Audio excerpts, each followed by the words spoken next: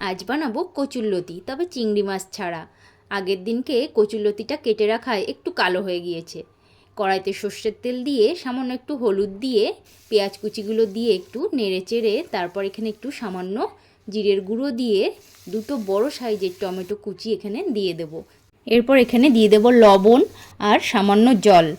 জল আর লবণ দিয়ে একটু নেড়ে চেড়ে নেব, এর ফলে টমেটোটা বেশ মজে যাবে। তারপর এখানে দিয়ে দেব কেটে রাখা কচুরলতি।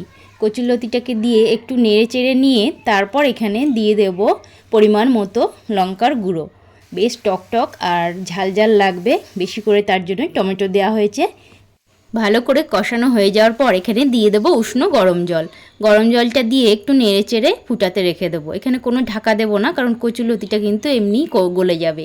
আর আজকে সর্ষে কিন্তু একদমই বাটিনি, যার জন্য সর্ষের কাসুন্দি ছিল ঘরে, সেটাই আমি এখানে দিয়ে একটু নেড়ে চেড়ে ফুটিয়ে নিয়ে তারপর নামিয়ে নেব। এইভাবে সর্ষের কাসুন্দি দিয়ে কিন্তু খারাপ লাগে না, ভালোই লেগেছিল কিন্তু খেতে।